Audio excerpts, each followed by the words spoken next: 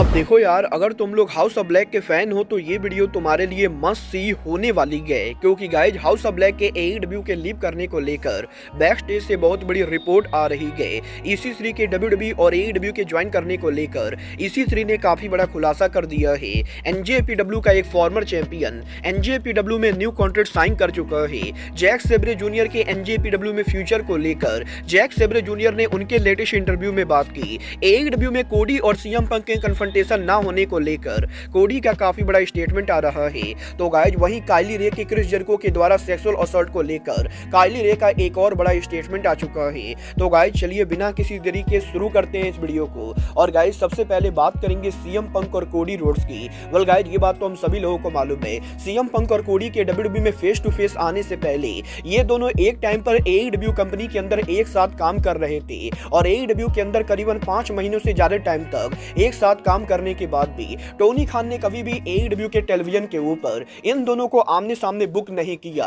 और यही पंक के WWE पर रिटर्न के मात्र 3 महीने के बाद ही WWE के अंदर यहां पर कोडी रोड्स और CM पंक का कन्फ्रंटेशन कराया गया। तो वहीं रॉयल रंबल के एंडिंग के ऊपर इन दोनों को टॉप 2 बनाया गया। और यही अब कोडी रोड्स के CM पंक को AEW में कन्फर्म ना करने को लेकर कोडी ने उनके इंटरव्यू में बात की, जहां पर कोडी का ये कहना है कि कोडी रोड्स को रियलिटी में ये नहीं पता है कि AEW कंपनी ने यहां पर CM पंक और कोडी को कभी भी रिंग के अंदर फेस टू फेस नहीं कराया, क्योंकि गाइड यहां पर कोडी CM पंक को काफी ज्यादा मानते गए। और गाइड यहां पर डेफिनेटली CM पंक वो नाम है जिसके पाइन बम प्रोमो से कोडी काफी ज्यादा इंस्पायर हुए थे। और गाइड यहां पर कोडी रोड्स को भी ये बात नहीं मालूम है कि टोनी खान ने आखिर AEW के अंदर कभी यहां पर CM पंक और कोडी रोड्स का कन्फ्रंटेशन क्यों नहीं कराया। बट गाइड यहां पर कोडी फाइनली हैप्पी गए कि वो यहां पर WWE के अंदर अब CM पंक के साथ काम कर रहे गए और वो देखने के लिए काफी इंटरेस्टेड है कि WWE के अंदर इन दोनों का दोबारा सिंगल मैच कब होता है। वेल गाइज ये तो बात हुई कोडी रोड्स और CM पंक की। बट गाइज चलिए फिलहाल आगे बढ़ते और बात करते हैं EC3 के पॉसिबली AEW को ज्वाइन करने की। वेल गाइज इस हफ्ते EC3 के लेटेस्ट इंटरव्यू के अंदर EC3 ने फाइनली यहां पर NWA के साथ उनके फ्यूचर को लेकर बात की, जहां पर EC3 ने इस चीज को कंफर्म कर दिया है कि वो यहां पर करंटली NWA के लॉकर रूम के लीडर है। और गाइज यहां पर NWA के CW पर मूव करने के बाद NWA के अंदर काफी सारे चेंजेस होने वाले गए और करंटली यहां पर EC3 का NWA को छोड़कर WWE या AEW जैसी कंपनी को ज्वाइन करने का कोई भी इंटरेस्ट नहीं गए। और गाइज यहां पर EC3 का ये कहना है कि वो यहां पर ऐसे लोगों की तरह नहीं गए जो कंपनी के मेन टाइम के ऊपर कंपनी को लीव कर देंगे। और बेसिकली EC3 इंटरव्यू में निक एल्डिस को मॉक करते हुए ये कहते गए कि वो यहां पर NWA कंपनी को आगे ले जाने वाले गए। और गाइज EC3 वो नाम होने वाला है जिसके ऊपर यहां पर NWA कंपनी दोबारा रिबिल्ड करेगी। और EC3 ये बिलीव करते गए कि आने वाला टाइम NWA के लिए काफी बेहतरीन होने वाला है और इसीलिए वो यहां पर NWA को छोड़कर AEW या WWE जैसी कंपनी पर वापस नहीं जाएंगे। well अब ये तो आने वाला टाइम बताएगा कि EC3 NWA को दोबारा रिबिल्ड कैसे करते गए। बट गाइज चलिए फिलहाल आगे बढ़ते और बात करते हैं AEW की फॉर्मर सुपरस्टार काइली रे की। well गाइज ये बात तो हम सभी लोगों को मालूम है, आज से करीबन 1 महीने पहले ये रिपोर्ट आई थी कि AEW के लॉकर रूम के अंदर 2019 के अंदर क्रिस जेरिको के काइली रे के सेक्सुअल असॉल्ट की वजह से काइली रे ने यहां पर AEW कंपनी को रातों रात क्विट कर दिया था। और वैसे तो इस मामले को लेकर कोई भी यहां पर बड़ा सॉलिड प्रूफ नहीं मिला और ना ही काइली रे ने कभी सामने से आकर AEW को लेकर ऐसी बातें की। बट गाइज यहां पर इस हफ्ते जब विंस मैकमैन का स्कैंडल सामने आया तो गाइज इस स्कैंडल को लेकर सोशल मीडिया पर काफी सारे रेसलिंग फैंस ने रिएक्ट किया। और गाइज यही एक रेसलिंग फैन ने जब यहां पर विंस मैकमैन को मॉक किया तो गाइज काइली रे यहां पर इस फैन को ट्वीट करती गए। और गाइज काइली रे बेसिकली ट्वीट करके ये कहती गए कि जिन लोगों के पास यहां पर पावर होती गए वो लोग जब पावर का गलत इस्तेमाल करते गए तो ये चीजें यहां पर काफी बेकार लगती गए। और काइली रे बेसिकली ट्वीट के अंदर ये कहती गए कि abuse of power is just heartbreaking honestly. और गाइज यहां पर काइली रे के ट्वीट के सामने आने के बाद डेफिनेटली यहां पर ये चीज और भी ज्यादा क्लियर होती जा रही है कि डेफिनेटली यहां पर काइली रे के साथ भी ऐसी चीजें की गई है। और डेफिनेटली यहां पर जिस तरह से जनेल ग्रांट के साथ हुआ है उतना तो काइली रे के साथ कुछ नहीं हुआ होगा। बट गाइस डेफिनेटली AEW के अंदर जेरिको जैसे चूतिया लोगों ने काइली रे को सेक्सुअल असॉल्ट किया होगा। और गाइस पॉसिबली काइली रे के NDA की वजह से काइली रे इस मामले को लेकर खुलकर तो बात नहीं करेंगी। बट गाइस डेफिनेटली मैं यहां पर होप करता हूं कि एक न एक दिन ये पूरा मामला सामने आए और क्रिस जेरिको जैसे लोग भी यहां पर जेल के अंदर जाए। बट गाइस चलिए फिलहाल आगे बढ़ते और बात करते हैं AEW के अंदर हाउस ऑफ ब्लैक के लीव करने की। और बात करें यहाँ पर हाउस ऑफ ब्लैक की, तो गाइज ये बात तो हम सभी लोगों को मालूम है। एईडब्ल्यू के इस हफ्ते कोलिजन के मेन इवेंट के ऊपर हमें यहाँ पर house of black versus FTR के बीच में स्टील केज एलिमिनेशन मैच देखने को मिला था। और वैसे तो यहाँ पर इस मैच के अंदर एईडब्ल्यू के ओरिजिनल प्लान इस मैच को एलिमिनेशन मैच बनाना था, बट गाइज यहाँ पर एईडब्ल्यू कोलिजन के शुरू होने के कुछ घंटों पहले टोनी खान ने इस मैच को लेकर प्लान्स को चेंज कर दिया और इस मैच को स्टील केज एलिमिनेशन से हटा के एस्केप द स्टील केज बना दिया गया।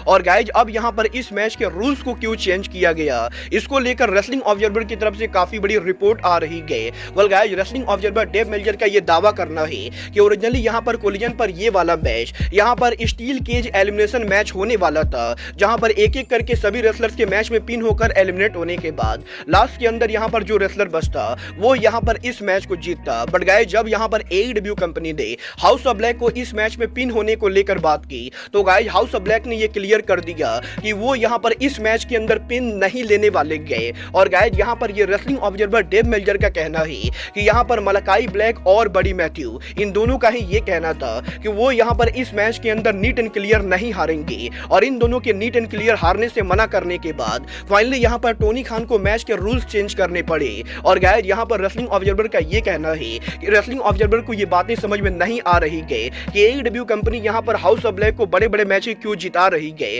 क्योंकि गाइज यहां पर रेसलिंग ऑब्जर्वर ये बिलीव करते गए कि जैसे ही यहां पर हाउस ऑफ ब्लैक का एईडब्ल्यू कॉन्ट्रैक्ट ओवर होगा, मलाकाई ब्लैक और बडी मैथ्यू ये दोनों गारंटेड एईडब्ल्यू को लीव करने वाले गए। और यहां पर ये दोनों वेट कर रहे गए कि कब यहां पर इनका एईडब्ल्यू कॉन्ट्रैक्ट ओवर होगा, क्योंकि गाइज जिस दिन मलाकाई ब्लैक और बडी मैथ्यू का कॉन्ट्रैक्ट ओवर होगा ये दोनों भी आंद्रादी की तरह गारंटेड डब्ल्यूडब्ल्यूई पर जाने वाले गए। और गाइज यहां पर टोनी खान को ये बात बढ़िया से मालूम है कि ये दोनों डब्ल्यूडब्ल्यूई के ऊपर वापस जाने वाले गए। बट गाइज इसके बावजूद भी टोनी खान एईडब्ल्यू के अंदर हाउस ऑफ ब्लैक के बुकिंग को लेकर काफी सारी प्रॉब्लम कर रहे गए। गाइज यहां पर मैं पर्सनली ये बिलीव करता हूं कि टोनी खान ने जिस तरीके से मलाकाई ब्लैक को एईडब्ल्यू में बुक किया है, मलाकाई ब्लैक को डेफिनेटली एईडब्ल्यू कंपनी को लीव करना चाहिए। But guys house of black का मैच को हारने से मना करना मेरे हिसाब से ये काफी सारा अनप्रोफेशनल बिहेवियर है। गाइज आपको क्या लगता है, हाउस ऑफ ब्लैक को एईडब्ल्यू कंपनी को लीव करना चाहिए या नहीं? आप लोग मुझे कमेंट करके बताइए। बट गाइज चलिए फिलहाल आगे बढ़ते और बात करते हैं एनजेपीडब्ल्यू के former IWGP junior heavyweight champion Hiromu Takahashi की।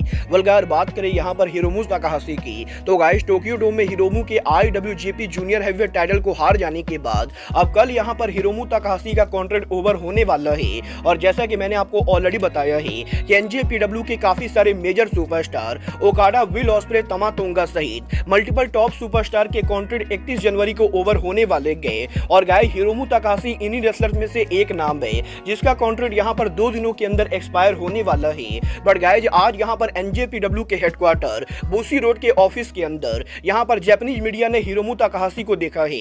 और जब यहां पर हिरोमू ताकाहाशी बूसी रोड के ऑफिस से बाहर निकले तो गाइज मीडिया ने हिरोमू ताकाहाशी से यह पूछा कि क्या वो एनजेपीडब्ल्यू को लीव करने वाले गए। तो गाइज यहां पर हिरोमू ताकाहाशी ने यह बताया है कि बूसी रोड ने यहां पर हिरोमू ताकाहाशी के साथ मीटिंग की गई और इस मीटिंग के बाद हिरोमू ने यह डिसाइड किया है कि वो यहां पर एनजेपीडब्ल्यू के साथ एक और कॉन्ट्रैक्ट साइन करेंगे। और गाइज यहां पर हिरोमू ताकाहाशी बेसिकली बूसी रोड के ऑफिस एनजेपीडब्ल्यू का न्यू कॉन्ट्रैक्ट साइन करने के लिए गए थे। और गाइज क्योंकि अब यहां पर हिरोमू ने एनजेपीडब्ल्यू के अंदर आज यहां पर न्यू कॉन्ट्रैक्ट साइन कर लिया है, तो वो यहां पर न्यू जापान को लीव करके किसी और कंपनी को ज्वाइन नहीं करने वाले गए। ये तो बात हुई हिरोमू ताकाहाशी के एनजेपीडब्ल्यू के कॉन्ट्रैक्ट की। बट गाइज चलिए फिलहाल आगे बढ़ते और बात करते हैं जैक सेब्रे जूनियर के एनजेपीडब्ल्यू में फ्यूचर की। गाइज जैक सेब्रे जूनियर का भी एनजेपीडब्ल्यू कॉन्ट्रैक्ट बहुत ही जल्द एक्सपायर होने वाला है। और यहीं इस हफ्ते टोक्यो स्पोर्ट के साथ लेटेस्ट इंटरव्यू के अंदर जब जैक सेब्रे जूनियर से ये पूछा गया कि क्या वो भी एनजेपीडब्ल्यू को लीव करने वाले गए, तो गाइज यहां पर जैक सेब्रे जूनियर का ये कहना है कि वो यहां पर करंटली एनजेपीडब्ल्यू को लीव करने का कोई भी प्लान नहीं कर रहे गए, क्योंकि गाइज यहां पर ओकाडा, ऑस्प्रे जैसे बड़े सुपरस्टार्स के लीव करने के बाद जैक सेब्रे जूनियर यहां पर वो रेसलर होने वाले गए जो यहां पर एनजेपीडब्ल्यू कंपनी को टेक ओवर करेंगे। और गाइज यहां पर जैक सेब्रे जूनियर का ये कहना है कि जब आज से कई सालों के बाद काजुचिका ओकाडा एनजेपीडब्ल्यू पर रिटर्न करेंगे, तो गाइज यहां पर एनजेपीडब्ल्यू के अंदर करंट रोस्टर के अंदर बाकी कोई रेसलर उस टाइम तक एनजेपीडब्ल्यू में होगा या नहीं, इसकी तो जैक सेब्रे जूनियर गारंटी नहीं दे सकते गए। But guys Zack Sabre Junior ये डेफिनेटली कह सकते गए कि जब भी यहां पर ओकाडा दोबारा एनजेपीडब्ल्यू में वापस आएंगे तो उस समय जैक सेब्रे जूनियर एनजेपीडब्ल्यू के बिगेस्ट सुपरस्टार होंगे। और जैक सेब्रे जूनियर एनजेपीडब्ल्यू के अंदर उस समय तक multi time IWGP world champion बन चुके होंगे।